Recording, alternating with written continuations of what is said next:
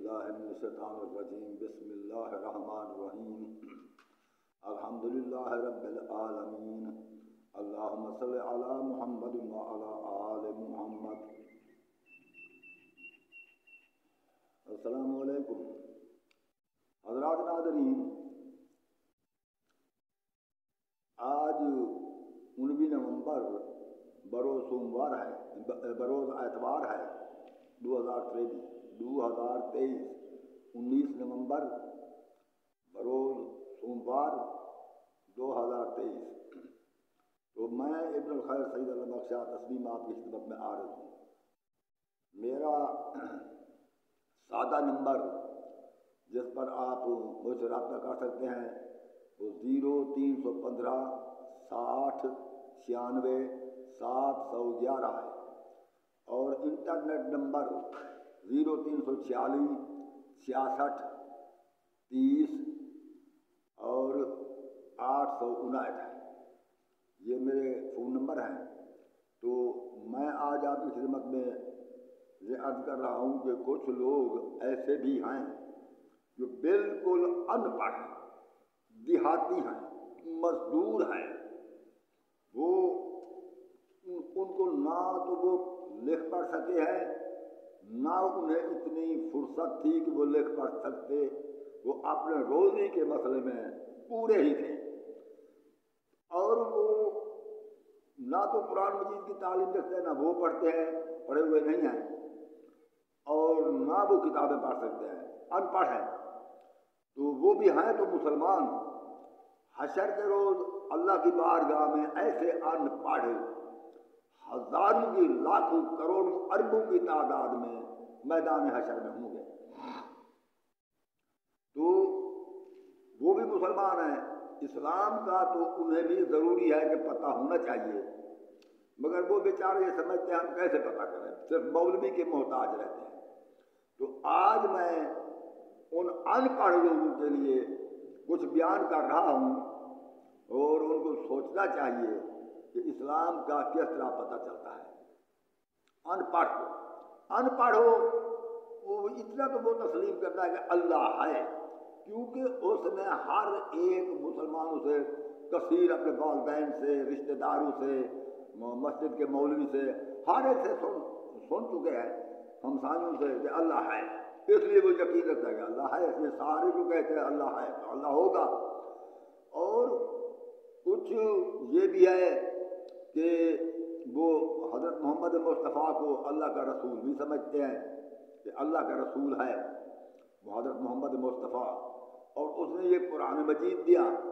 وہ پڑھ تو نہیں سکتے، البتہ جب کسی کی بات، کوئی ان کی بات پر اعتبار نہ کرے تو پھر کلام پاک سر پر رکھ کر کہتے ہیں کہ ہم اپنی بات میں سچے ہیں، ان کو اعتبار دلاتے ہیں۔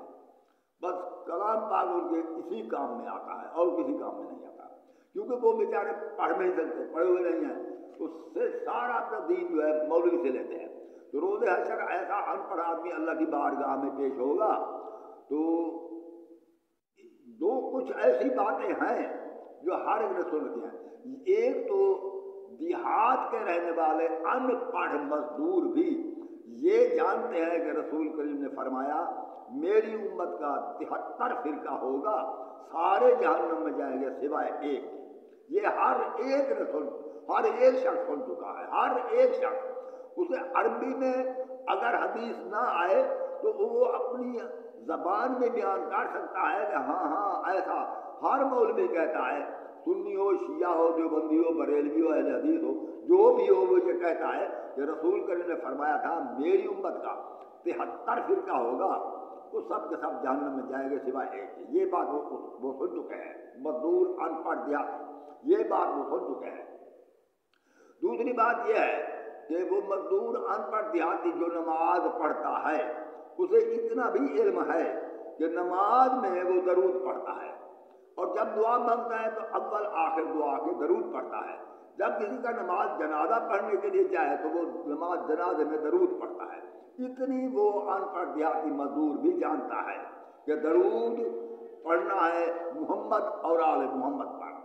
کیونکہ نماز میں ایسے ہی درود پڑھتا ہے اللہم صلی علی محمد و علی آل محمد کما صلیت علی ابراہیم و علی آل ابراہیم انک حمید مجید. بس ان پر ہی درود وہ پڑھتا ہے، ایسے آل محمد پر اور ابراہیم اور آل ابراہیم پر درود پڑھتا ہے. یہ درود بھی پڑھتا ہے، یہ بھی وہ جانتا ہے. اگر دیہات میں کوئی دیگ پکائی جائے تو مولوی صاحب کو بلاتے ہیں کہ آؤ ختم پڑھو اور پھر اس کے بعد جو ہے ہم خیرات تقسیم کریں گے. تو مولوی صاحب جب آتا ہے تو وہ بھی ختم پڑھنے کے بعد دعا شروع کرتا ہے، تو پہلے درود پڑھتا ہے، پھر آخر میں بھی درود پڑھتا ہے. تو یہ سب دیہاتی ان پڑھ مزدور جانتے ہیں کہ درود محمد اور آل محمد پر ہے. اور اس کے علاوہ یہ بھی تمام دیہاتوں میں سن رکھا ہے کہ شیعہ کے ساتھ یہ سب فرقے لڑتے ہیں. وہ کہتے ہیں کہ شیعہ گمراہ ہیں. بھئی کیوں گمراہ ہیں؟ وہ اس لیے کہ وہ صحابہ کو نہیں مانتے. وہ دیوبندی بھی شیعہ سے لڑتے ہیں، بریلوی بھی شیعہ سے لڑتے ہیں، اہل حدیث کا اختلاف بھی شیعہ سے ہے. ایک فرقہ ہے سارے اس کے خلاف ہیں کہ یہ صحیح نہیں ہے، باقی اپنے آپ کو سب صحیح سمجھتے ہیں. بریلوی کی لڑائی اہل حدیث سے نہیں ہے نہ دیوبندی سے ہے، اتنی زیادہ لڑائی نہیں ہے. باتوں میں تو وہ کہتے رہتے ہیں ہم حق پر ہیں وہ نہیں ہیں، ایک دوسرے کو اپنے آپ کو حق پر دوسرے کو غلط کہتے رہتے ہیں. مگر اتنی لڑائی نہیں ہے دشمنی کی حد تک جس طرح کہ وہ شیعہ کے ساتھ لڑ رہے ہیں. یہ بھی ان پڑھ مزدور نے دیکھا ہے. اور پھر ایک ان پڑھ ہے مزدور ہے، انہوں نے داڑھی بھی رکھ لی ہے، مزدوری کرتا ہے، حلال کی روزی کھاتا ہے، نمازیں بھی پڑھتا ہے، روزے بھی رکھتا ہے. روزے سے اللہ کی بارگاہ میں پہنچے گا تو اللہ تعالیٰ ملائک کو حکم دے گا کہ پکڑو اور جہنم میں ڈالو. اس وقت وہ ضرور چیخے گا چلائے گا. اگر جہنم ہے، ریسٹ ہاؤس تو نہیں ہے، وہ سامنے دیکھ رہا ہوگا کہ آگ دہک رہی ہے، شعلے بلند ہو رہے ہیں اور شعلوں کی بڑی تیز و تند آواز ہے، دھماکے ہو رہے ہیں اور ایک اونٹ جتنے بڑے انگارے اوپر کو اٹھ کے نیچے گر رہے ہیں. تو مجھے اس آگ میں اللہ تعالیٰ ڈالنے کا حکم دیا. تو وہ اس وقت چیخے گا چلائے گا، عرض کرے گا بارگاہ خدا بندی میں یا اللہ میں مسلمان تھا، تجھے واحد لا شریک سمجھتا تھا اور ایمان رکھتا تھا تیری ذات پاک پر، اور میں تیرے نبی محمد مصطفیٰ کو تیری طرف سے نبی اور رسول مانتا تھا. میں پچھلے انبیاء پر بھی یقین کرتا تھا، قرآن مجید کو ہدایت کتاب مانتا تھا، میں کعبے کو اپنا قبلہ مانتا تھا، میں روزے رکھتا رہا، نمازیں پڑھتا رہا، مزدوری کر کے حلال روزی کھاتا رہا. آخر وہ کون سی بات ہے جس کی وجہ سے مجھے جہنم میں داخل کیا جا رہا ہے؟ اس وقت اللہ تعالیٰ فرمائے گا یہ بتاؤ تو نماز پڑھتا تھا؟ ہاں جناب میں نماز پڑھتا. تم نے جتنے یہ تمہیں نمازیں جو پڑھی ہیں یہ سب کی سب مجھے پسند نہیں ہے. یا اللہ کیوں پسند نہیں؟ اس لیے کہ یہ تیری نماز ہے، یہ اس طرح نہیں ہے جس طرح میرا رسول نماز پڑھتا تھا. تو نے کوئی اپنا طریقہ نکال لیا، اپنے طریقے سے نماز پڑھتا رہا. میرے رسول کے بتائے ہوئے طریقے پر تو نے نماز نہیں پڑھی تو میں تیری نماز کیسے قبول کروں؟ اور یہ جو روزے ہیں یہ تو سارے تو نے توڑ دیے، ایک بھی نہیں ہے کسی کام کا.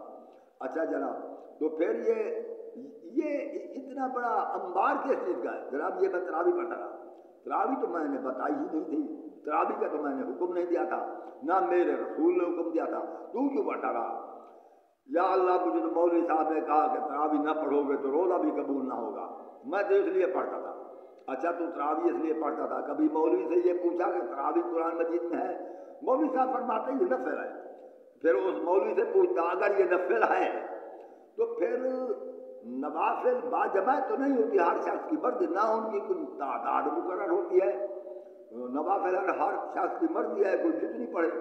یہ تعداد تو مقرر ہے. تم نے مجھے کہا، کسی نے کہا کہ 20 رکعت پڑھو تو 20 پڑھتا رہا، کسی نے کہا کہ 12 رکعت پڑھو تو 12 پڑھتا رہا، کسی نے کہا 8 پڑھو تو 8 پڑھتا رہا.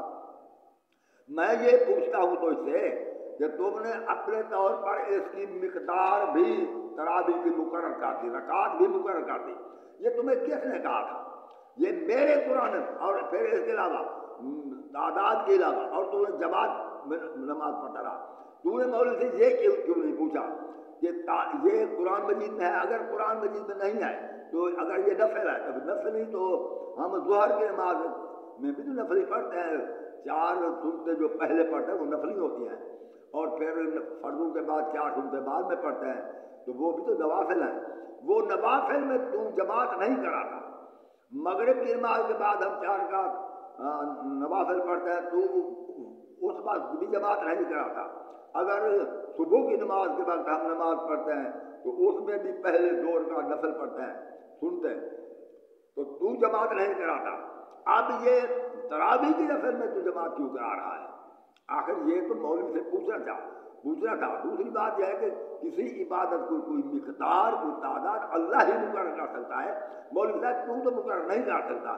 تو نے یہ 20 رکعت 12 رکعت 8 رکعت کیسے مقرر کر دیا کہ ہر رات ہم اتنی رکعت نماز پڑھیں؟ یہ مقرر کیسے کیا ہے؟ کس نے مقرر کیا ہے؟ یہ تو اختیار اللہ کو تھا. اللہ کی مرضی ہے. اس نے صبح کے 2 فرض مقرر کر دیے تو ہم 2 پڑھتے ہیں، اور ظہر کے اس نے 4 فرض مقرر کر دیے ہم 4 پڑھتے ہیں، عصر کے 4 فرض مقرر کیے ہم 4 پڑھتے ہیں، اور مغرب کے اللہ نے 3 فرض مقرر کیے ہیں. اگر ایک زائد پڑھ لوں تو مولوی صاحب تو ہی کہے گا کہ نماز نہیں ہوئی، کیونکہ ہم نے تو ایک رکعت زائد پڑھی ہے، مگر تو فرمائے گا نماز نہیں ہوئی. اگر کیوں نہیں ہوئی کہ تمہیں کوئی اختیار نہیں کہ عبادت میں کچھ بڑھانے کا یا گھٹانے کا. اگر ہمیں اختیار نہیں مولوی صاحب، تمہیں کیسے اختیار ہے کہ تم نے 20 رکعت ہمارے گلے ڈال دی، وہ بھی بات جماعت کا کیا مقصد ہے؟ اگر ہم جبکہ یہ فرض نہیں ہے، فرض تو پڑھے جاتا ہے جماعت میں، یہ نوافل تو جماعت میں نہیں پڑھی جاتے. تو وہاں پر نوافل پڑھتا رہا، اور تو نے یہ بات سن رکھی تھی کہ میری امت کا 73 فرقہ بنے گا، سب جہنم میں جائیں گے سوائے ایک کے. اور تو نہیں دیکھا کہ جتنے فرقے تھے سب کے سب صرف شیعہ کی شکایت کرتے تھے، صرف شیعہ کی دشمنی کرتے تھے، صرف شیعہ سے نفرت کرتے تھے. باقی آپس میں تو بالکل وہ بھائی تھے. کبھی کوئی قتل و غارت اہل حدیث کی مسجد میں نہیں ہوئی، اور یہ طالبان، سپاہی صحابہ، لشکر جھنگی وغیرہ یہ کبھی کسی کے اہل سنت کے دشمن نہیں ہے، نہ بریلوی کے، نہ دیوبندی کے، نہ اہل حدیث کے. یہ صرف شیعہ کے دشمن کیوں ہیں؟ یہ صرف شیعہ مسجد میں جا کر دھماکے کیوں کرتے ہیں؟ صرف شیعہ کو قتل کیوں کرتے ہیں؟ یہ بھی تو سنتا رہا، اور تو یہ تو سنتا رہا کہ سب فرقے جہنم میں جائیں گے سوائے ایک کے. تو نے اسی وقت دیکھ لیا تھا کہ صرف ایک ہی فرقہ ہے جس کے سارے دشمن ہو رہے ہیں. تو نے نہ سمجھا تھا کہ یہ جو دشمن ہیں جس ایک کے ہو سکتا ہے وہ جنتی. اچھا، اور میں اللہ تعالیٰ فرمائے گا میں تو سے ایک اور بات پوچھتا ہوں، وہ یہ کہ تو درود تو پڑھتا تھا نا نماز میں، اور دعا میں بھی درود اول آخر پڑھتا تھا، نماز جنازے میں بھی درود اول آخر پڑھتا تھا. تو جتنا ان پڑھ تھا تجھے اتنا تو معلوم تھا کہ میں درود پڑھ رہا ہوں محمد اور آل محمد پر. کیا تم نے یہ نہ سوچا کہ اگر میں نماز میں محمد اور آل محمد پر درود نہ پڑھوں تو اللہ میری نماز قبول نہیں کرتا؟ اگر میں دعا میں اول آخر درود نہ پڑھوں تو اللہ میری دعا قبول نہیں کرتا؟ اگر میں جنازے میں درود نہ پڑھوں محمد و آل محمد پر تو اللہ جنازہ قبول نہیں کرتا؟ جب تو نے دیکھ لیا تھا کہ اللہ میری کوئی عبادت بغیر درود کے قبول نہیں کرتا، تو اسی وقت سوچ لیتا کہ شاید اللہ کے بندے، اللہ کے چنے ہوئے جن کو اللہ نے اپنی ہدایت کے لیے چن کر بھیجا تھا، وہ شاید محمد و آل محمد آئیں. تو اس لیے تو ہم نے ان پر درود پڑھنے کا حکم دیا. تو کیا تو نے یہ سوچا تھا کبھی کہ تو رسول کریم کے بعد کس کو راہبر مانتا رہا؟ تو وہ دیہاتی ان پڑھ مزدور کہے گا جی میں تو رسول کریم کے بعد، مولوی صاحب نے فرمایا تھا کہ پاک رسول کے بعد صلی اللہ علیہ وسلم کے بعد صحابہ کرام ہیں، یہ دین کے ہادی اور راہبر ہیں، کیونکہ رسول کے بعد وہ صحابہ ہیں. تو پھر اللہ فرمائے گا کیا پھر اگر صحابہ کرام تیرے راہبر تھے تو انہی کو تو راہبر سمجھتا تھا، تو پھر نماز میں درود صحابہ پر کیوں نہ پڑھتا تھا؟ جی وہ مولوی صاحب نے فرمایا کہ آل محمد پر پڑھو. اچھا، مولوی صاحب نے یہ فرمایا تھا کہ آل محمد پر درود پڑھو، محمد اور آل محمد پر. تو پھر تو نہ سوچ سکتا تھا کہ جن پر ہم درود پڑھتے ہیں شاید اللہ کی چنے ہوئی ہے، شاید اللہ کی طرف سے وہی ہے، ورنہ اللہ کو کیا ضرورت تھی کہ ہمیں حکم دیا کہ درود پڑھو محمد و آل محمد پر؟ اگر اللہ کو ضرورت کیا تھی؟ یہی ضرورت تھی نا کہ تاکہ آنے والی مخلوق کو، آنے والے مسلمانوں کو یہ معلوم ہوتا رہے کہ دین کے ہادی و رہبر یہی محمد و آل محمد آئیں. اور تو مانتا رہا صحابہ کو، درود پڑھتا رہا محمد و آل محمد پر، رہبر مانتا رہا صحابہ کو، تجھے میں نے 60 سال 70 سال 80 سال دیے کہ تو سوچ لے، تو اتنی زندگی میں یہ نہ سوچ سکا کہ رہبر وہ ہے درود محمد و آل محمد پڑھ رہا ہوں۔ میں نے آل محمد کو رہبر تو بنایا نہیں محمد کے بعد، محمد پر تو چلو درود پڑھوں کہ وہ میرا نبی ہے، میرا رہبر ہے، میرا ہادی ہے، مگر میں، میرا رسول ہے، اس نے مجھے قرآن دیا، مگر میں یہ آل محمد پر کیوں پڑھ رہا ہوں؟ کبھی سوچا؟ تو نے یہ نہیں سوچا۔ اگر یہ سوچ لیتا تو ہادی اور رہبر آل محمد کو مانتا، تسلیم کرتا، ان کے دین پر، ان کے مذہب پر عمل کرتا تو میں تجھے جنت عطا کرتا۔ تو درود پڑھتا تھا آل محمد پر، محمد و آل محمد پر، اور رہبر مانتا تھا محمد بعد اصحاب محمد کو۔ تو جیسا کوئی بے وقوف ہے تو 80 سال کی عمر پائی اتنا نہ سوچ سکا کہ میں کس پر درود پڑھ رہا ہوں؟ کسی کا والد، یہ اللہ نے نشانات بتائے ہیں، یہ نشانات ہیں کہ یہ درود جو ہے یہ ایک نشان ہے تاکہ اس سے ہر آدمی سوچ سکے کہ دین کے ہادی کون ہے۔ اچھا یہ تو بتا کہ تم یہ کبھی سنتا تھا کہ سارے صحابہ میں سے سب سے زیادہ بہادر کون ہے؟ تو وہ مزدور جواب دے رہا، ہاں جی میں سنتا تھا کہ حضرت علی علیہ السلام شیر خدا ہے، وہ سب سے بہادر تھے۔ اچھا وہ سب سے تو بہادر تھے، کبھی یہ سوچا تھا وہ کیا کرتے تھے؟ یعنی جنگ کرتے تھے؟ ہاں جی جنگ کرتے تھے۔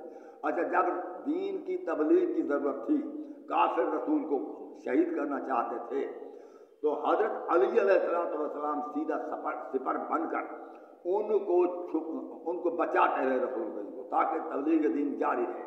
تو دین پھر ہو گیا مکمل، اور اس کے جب دین کے مکمل کرنے میں حضرت علی علیہ السلام کی بڑی مدد تھی، یہ تو جانتا تھا۔ اور پھر جب دین پر مشکل پڑی، پھر دین کس زمانے میں ترقی یافتہ ہو جناب؟ کس زمانے میں ترقی یافتہ ہو گیا؟ جس زمانے میں دین نے بہت ترقی کی، دین کو استقامت حاصل ہوئی۔ جناب مولوی صاحب فرماتے تھے کہ حضرت عمر کے زمانے میں دین کو بڑی استقامت حاصل ہوئی۔ اچھا اگر دین کو غلبہ حاصل ہو گیا تھا حضرت عمر کے زمانے میں تو اولاد رسول قتل کیوں ہوئی؟ اگر وہ دین ترقی یافتہ ہو گیا تھا، ترقی ہو گئی تھی، بڑا غلبہ حاصل ہو گیا تھا، کیا کیسا دین تھا کہ جس دین میں محمد مصطفیٰ پیغمبر خدا رسول خدا کی اولاد کو قتل کیا گیا، کیا وہ دین ترقی یافتہ تھا؟ تو نے یہ نہ سنا تھا؟ اچھا یہ سنا تھا وہ اولاد رسول حضرت امام صاحب کو شہید کیوں کیا گیا؟ وہ دیہاتی مزدور کہے گا ہاں جناب میں نے یہ سنا تھا کہ حضرت امام صاحب دین بچانے کے لیے شہید ہوئے۔ اچھا تو اس کا مطلب یہ ہے کہ اگر دین بنانا تھا تو علی کی تلوار چلتی رہی، علی حفاظت کرتے رہے، دین پھیلتا رہا۔ جب پھر دین مکمل ہو گیا تو اس وقت رسول کریم کے بعد جب دین پر پھر مشکل کا وقت ہے تو وہ اولاد علی آ گئی، اولاد رسول آ گئی، انہوں نے دین کے لیے اپنے سر قربان کیے۔ صحابہ پہلے بھی اتنی محنت نہ کرتے تھے نا، آخر وہ شیر خدا جو مشہور نہیں ہوئے، وہ اتنی محنت نہ کرتے ہوں گے جتنی علی علیہ السلام محنت کرتے تھے۔ اور پھر جب دین بچانا تھا، نہ صحابہ تھے نہ صحابہ کے اولاد، وہ کیوں نہیں آئے؟ اچھا وہ کبھی تو نے، اور وہ دین کیسا ترقی کر چکا تھا؟ سارے تو جتنے تھے وہ تو سارے شہید کرنے والے تھے حضرت امام صاحب کو، اور باقی جی وہ مزدور جواب دے گا مجھے تو مولوی صاحب یہی کہتے، مطلب یہ کہتے تھے کہ حضرت امام صاحب کو شیعہ نے شہید کر دیا۔ تو اللہ تعالیٰ فرمائے گا اچھا شیعہ نے شہید کیا تھا حضرت امام صاحب کو؟ بلا جو اہل سنت تھے وہ کہیں میلہ دیکھنے گئے تھے وہ، یا وہ کسی جیل میں تھے؟ کیا وجہ تھی انہوں نے امام صاحب کی مدد کیوں نہ کی؟ شیعہ تو تھے شہید کرنے والے۔ شیعہ تو یہ دنیا میں کتنے نظر آتے ہیں؟ جی اب تو دنیا میں ہمیں 10% نظر آتے ہیں، 100 میں سے 90 تو ہے اہل سنت یا دیوبندی، بریلوی، اہل حدیث، احمد بن حنبل کے پیروکار یا امام شافعی کے پیروکار، یا ہیں تو وہ مقصد احمد بن حنبل، امام شافعی اور امام مالک کے پیروکار ہیں، اور یا ابو حنیفہ کے پیروکار ہیں، 4 اماموں کے پیروکار۔ اچھا یہ تم نے جو 4 امام بنائے ان میں سے کوئی اولاد رسول بھی تھا؟ نہیں، یہ اولاد رسول میں کیسے ہوتے؟ اولاد رسول میں کوئی فقہ ترتیب ہی نہیں تھی۔ کیا تمہارے سامنے وہ اولاد رسول کی فقہ پر عمل کرنے والے شیعہ حضرات نہ تھے؟ جی وہ تھے. پھر جب وہ تھے تو وہ تو فقہ تو پھر تھی نا. اگر فقہ تھی نا جس پر وہ عمل کرتے رہے تو ہم نے ان کی فقہ اختیار نہیں کی. اچھا وہ تمہارے امام ابو حنیفہ نے کہاں سے تعلیم پائی؟ جی وہ 2 سال تک تو حضرت امام جعفر صادق علیہ السلام کے درس میں تعلیم پاتے رہے. اچھا تو پھر اللہ فرمائے گا کہ وہ امام جعفر صادق کے درس میں تعلیم پاتے رہے تو پھر استاد کو تم نے امام نہیں مانا. چلو ان کی فقہ پر عمل نہ کرتے نا تو یہ تو کہہ دیتے ہیں کہ امام 5 ہیں فقہ کے. امام جعفر صاحب نے فقہ نہیں لکھی تھی. پھر وہی بات کرتے فقہ نہیں لکھی تھی. فقہ تو ان کی موجود تھی, انہیں کو لکھنے کیا ضرورت ہے, انہوں نے فقہ پڑھا دی تھی نا. پھر ان کے علماء نے فقہ لکھی. امام جعفر صادق کو لکھنے کی کیا ضرورت ہے؟ انہوں نے ہزاروں کی تعداد میں علماء بنا دیے, انہیں تبلیغ دین کی. اچھا وہ پھر اس کی کیا وجہ ہے کہ امام جعفر غیر العابدین محمد باقر اور جعفر صادق ان سب کو ظاہر دی گئی. یہ تم نے سنا؟ ہاں جی وہ سنا تو ہے. اچھا پھر یہ تم نے سنا کہ حضرت امام موسیٰ کاظم علیہ السلام 14 سال تک قید میں رہے. ہاں جی قید میں 14 سال تک رہے. پھر وہیں شہید ہوئے, گزار دے گی. ہاں جی وہیں گزار دے گی. وہ کون تھے؟ مسلمان تھے یا کافر تھے وہ قید کرنے والے شہید کرنے والے؟ نہیں جی وہ مسلمان تھے, وہ خلفائے بنی عباس تھے. اچھا یعنی کہ بنی امیہ نے بھی اولاد رسول پر ظلم کیا اور بنی عباس نے بھی. جی ہاں جناب بنی امیہ نے بھی ظلم کیا. کیا وہ بنی امیہ شیعہ تھے؟ نہیں جی وہ تو وہ اہل سنت تھے, ہمارے خلفاء تھے. اچھا جب وہ اہل سنت تھے تو ظلم تو وہ کرتے رہے کہ کیونکہ انہوں نے امام صاحب کو شہید کیا اور انہوں نے ہی پھر ظاہر دلائی امام محمد باقر کو اور امام زین العابدین کو انہوں نے ظاہر دلائی. اور جعفر صادق اس وقت محفوظ رہ گئے کیونکہ وہ بنی امیہ اور بنی عباس آپس میں لڑتے رہے. تو تم نے جو دین کے راستے میں قتل ہوتے رہے, جو دین کے بچانے کے لیے قتل ہوتے رہے, شہید ہوتے رہے, ظاہر کی موت سے وفات پاتے رہے, تم نے ان کو امام نہیں مانا. جو اولاد رسول تھے جن پر تم درود پڑھتے تھے ان کو تم نے امام نہیں مانا, ان کو دین کا ہادی نہیں مانا اور تم نے اصحاب کو ہادی مان لیا. اچھا وہ اصحاب کون سے تھے؟ وہ ان کے نام جانتے ہو؟ ہاں جی پہلا حضرت ابو بکر, دوسرا حضرت عمر, تیسرا حضرت عثمان. کیا یہ بس یہی 3 صحابہ تھے؟ نہیں صاحب تو بہت تھے. اور تم کس کے پیروکار, جن کے تم پیروکار تھے ان کے نام بتاؤ. یہ ساروں کے نام تو ہمیں نہیں آتے.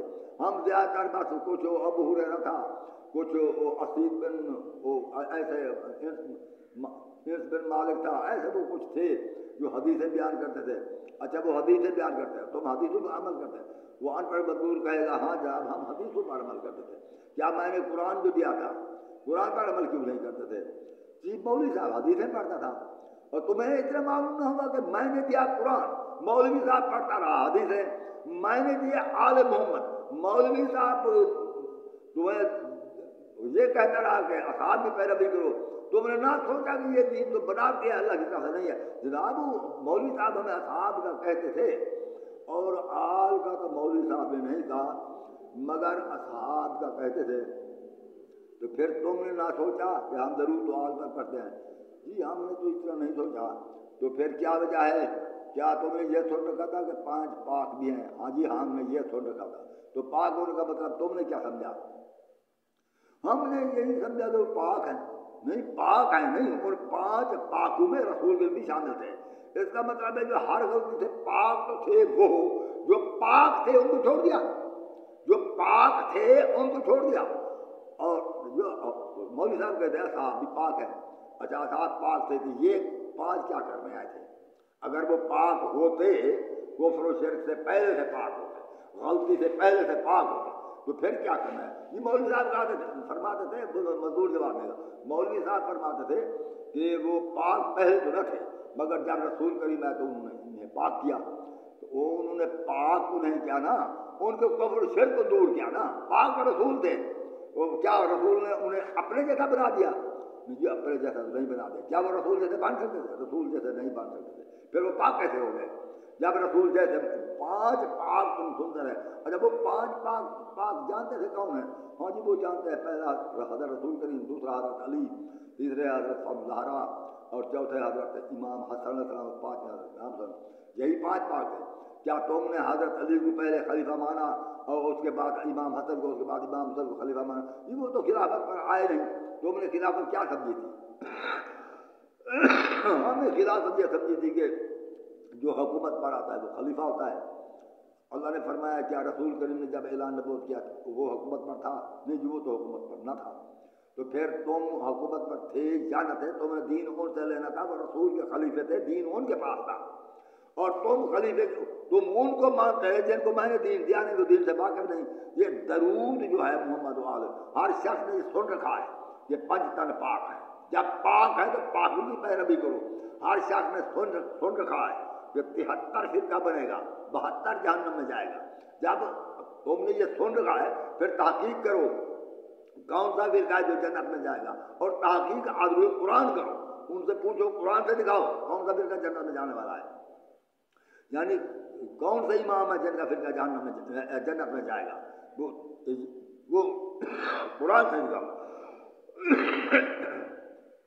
اللہ فرمائے گا میں نے دی تھی نا قرآن کی کتاب. اور تم جو مولوی صاحب بات کرتے تھے، مولوی کیا کہتا؟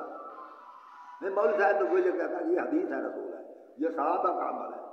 تو اللہ تعالیٰ فرمائے گا میں نے تو نہ صحابہ کو ہادی بنایا تھا اور نہ میں نے حدیث کی کتابیں نازل کی تھی. جناب مولوی صاحب یہ فرماتے تھے کہ صحابہ کرام جو ہیں یہ حدیثیں انہوں نے بیان کیا تھا، حدیث رسول کریم کی ہے. اچھا، حدیثیں تو رسول کریم کی تھیں. اللہ فرمائے گا یہ مجھے بتا، حدیثیں رسول کی تھی، کیا یہ قرآن کی تھی اور نے دیا تھا؟ نہیں جی، وہ بھی رسول نے دیا تھا. پھر اللہ کے قرآن سے کیوں معلوم نہیں کیا؟ تم نے اللہ کے قرآن کو چھوڑ دیا اور تم نے جن پر درود پڑھتے تھے ان کو چھوڑ دیا، یعنی اہل بیت کو، آل رسول کو. تم نے اللہ کے قرآن کو چھوڑ دیا، اللہ کے رسول کی آل کو، اولاد کو چھوڑ دیا. اور تم نے یہ بھی سمجھا تھا کہ سن رکھا تھا کہ 73 فرقے میں سے سارے جہنم میں جائیں گے سوائے ایک کے. اور اس کے بعد جو تم نے یہ بھی دیکھا کہ سارے فرقے ایک کی مخالفت کر رہے ہیں، پھر بھی تم ڈٹے رہے، تم نے تحقیق نہیں کی. اگر تو 60-70 سال تک تحقیق نہیں کر سکا تو کیا میں تجھے جہنم داخل نہ کروں؟ اس وقت بتاؤ ان پڑھ کا کیا جواب ہوگا. یہ ان پڑھ کے لیے اللہ نے ایک بات سنوا دی ہے، 2-3 باتیں کہ 5 تن پاک ہیں، یہ اولاد رسول ہے. درود اولاد رسول آل رسول پر ہے. اور یہ سن رکھا ہے اس نے کہ امت کے 73 فرقے بنیں گے، جہنم میں جائیں گے. جو درود پڑھتے ہیں وہ نوکر ہیں، خادم ہیں، جن پر پڑھا جاتا ہے وہ سردار ہیں. تو اصحاب جو حکم دیا، اللہ نے حکم دیا کہ یا ایھا الذین آمنوا صلوا علیہ وسلموا تسلیما، ایمان والو اللہ کے رسول پر درود پڑھو. کیا اصحاب نہ پڑھتے ہوں گے؟ اصحاب بھی ایسے درود پڑھتے تھے، اللہم صلی علی محمد وعلی آل محمد، جس طرح تمہیں اصحاب نے سکھایا آپ پڑھ رہے ہو، وہ بھی ایسے پڑھتے تھے. تم نے درود پڑھنے والوں کو اپنے ہادی مقرر کر لیا، جن پر پڑھا جاتا تھا درود ان کو تم نہ سمجھ سکے کہ ہادی تو وہ ہے. تو اور جو دین بنانے میں بھی پیش رہے اور شیر خدا کہلائے، اور جو دین بچانے کے لیے نیزو پر جن کے ساتھ سوار ہو گئے. تم نے ابو بکر کی 3 ذاتوں کو یاد رکھا کہ اس کی 3 ذاتیں دنیا جہان کی تمام کی بات تم سے زیادہ بہتر ہے. کیا وجہ ہے؟ کیا رسول کریم کے ساتھ اگر ابو بکر کعبے میں بیٹھے، حرم پاک میں بیٹھے، تو اس کی حرم پاک کی شان کم تھی، وہاں پر اتنا ثواب نہ ملتا تھا. مسجد نبی میں رسول کریم کے ساتھ بیٹھے، وہاں پر جب ثواب نہ ملتا تھا. غار اتنی مقدس تھی، کعبے سے بھی زیادہ، مسجد نبی سے بھی زیادہ، کہ وہاں 3 راتیں بیٹھے، وہ نماز پڑھتے ہوں گے نا 3 راتیں وہاں پر. تو غار اتنی مقدس تھی، رسول کریم کے ساتھ ابو بکر حرم میں بھی بیٹھتے تھے، اگر کعبے میں بھی بیٹھتے تھے، مسجد نبی میں بھی بیٹھتے تھے، تو وہاں پر تو کوئی فائدہ اتنا نہ ہوگا. مگر 3 راتیں جو صرف غار میں بیٹھے، وہ پوری کائنات کی عبادت سے ابو بکر کو 3 راتیں بڑھ گئی ہیں. تم نے یہ کیوں نہ سوچا؟ اگر تم نے نہیں سوچا تو یہ غلطی تمہاری ہے. تم نے یہ کیوں نہ سوچا ہم جس پر درود پڑھتے ہیں انہی کو امام تسلیم کریں، انہی کو راہبر تسلیم کریں. تم نے مولوی سے یہ کیوں نہ کہا جو بات بھی کہے قرآن سے، جو بات وہ کہنا چاہتا ہے، جو بات بھی کہے قرآن سے حکم کرو، قرآن پڑھو، قرآن سے. تم نے قرآن کو چھوڑ دیا تو ان پڑھ تو تھا. مولوی سے یہ نہیں کہہ سکتے قرآن سے جو بات بھی کہنا چاہتے ہو قرآن سے مطلب پیش کرو. تم نے مولوی سے یہ نہیں کہا، تو تم نے قرآن سے کوئی تعلق ہی نہیں رکھا. بس قرآن ایسے پڑھتے تھے، بس ایسے پڑھتے تھے، شبی میں پڑھتے تھے، تراویح میں پڑھتے تھے، دیگ پر پڑھتے تھے، قبر پر پڑھتے تھے، بس ایسے پڑھتے رہے، قرآن کو سمجھا نہیں۔ مولوی سے نہیں کہا جو کہنا چاہتا ہے قرآن سے بتا، تم نے قرآن کو چھوڑ دیا، ان پڑھ تھے مگر مولوی جو کہتا تھا اسے کہتے قرآن سے بتا۔ تم ان پڑھوں نے اسے یہ نہیں کہا کہ جو تم کہنا چاہتا ہے قرآن سے بتا، تم نے مولوی ہے، تم ان پڑھوں نے اسے مولوی سے کیوں نہ کہا کہ جو تو کہنا چاہتا ہے، جو تو کہتا ہے وہ قرآن سے بتا ہمیں۔ تم نے ان سے نہ پوچھا تو ہوا تم نے قرآن چھوڑ دیا۔ تم جن پر درود پڑھتے رہے انہیں ہادی پیشوا نہ مانا، تم نے عقل کو چھوڑ دیا۔ تم یہ سنتے رہے کہ 73 فرقے میں سے ایک جنت میں جائے گا، باقی سارے جہنم میں جائیں گے، مگر تم نے پرواہ نہیں کی۔ تو تمہیں تو کسی قسم کی سوچ ہی نہیں، تو حلال کو مانے زندگی گزارتے رہے۔ اب آ گئے ہو، یہ نہ نماز اس طرح ہے جس طرح میرے رسول نے پڑھی تھی، نہ یہ روزے اس طرح ہے جس طرح میرے رسول نے پڑھے تھے، تراویح میں نے نہیں بتائی تھی، تو اب کیا، اب تمہیں دین کے کس چیز کا صلہ دوں؟ اور میں نے جو بنایا تھا امام جن کو، تم نے ان کو امام نہیں مانا، اور تم یہ جناب ان پر وہ کہے گا کہ مولوی صاحب جو کہتے رسول کریم کے بعد ابو بکر ہی ممبر پر آ گئے۔ ہاں ممبر پر آ گئے، اللہ تعالیٰ فرمائے گا تم نے سنا تھا نا کہ ثقیفہ بنو سعدہ والوں نے انہیں خلیفہ بنا کر ممبر پر بٹھا دیا، یہ جو ثقیفہ بنو سعدہ میں تھے انہوں نے ہی۔ مجھے یہ بتا، اللہ تعالیٰ فرمائے گا مجھے یہ بتا، تو نے کبھی یہ بھی سنا تھا کہ موسیٰ کی امت نے فلاں کو چن کر موسیٰ کے ممبر پر بٹھا دیا؟ کبھی سنا تھا کہ حضرت عیسیٰ علیہ السلام کی امت نے کسی کو اپنا عیسیٰ کا جانشین بنا کر عیسیٰ کے ممبر پر بٹھا دیا؟ کیا کبھی تم نے سنا تھا کہ حضرت ابراہیم علیہ السلام کی امت نے کسی کو چن کر ابراہیم کے ممبر پر بٹھا دیا؟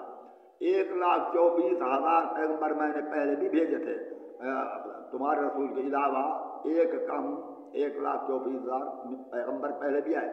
کیا کسی نبی کی امت نے بھی اپنا ہادی اپنے لیے پیشوا چن لیا ہے؟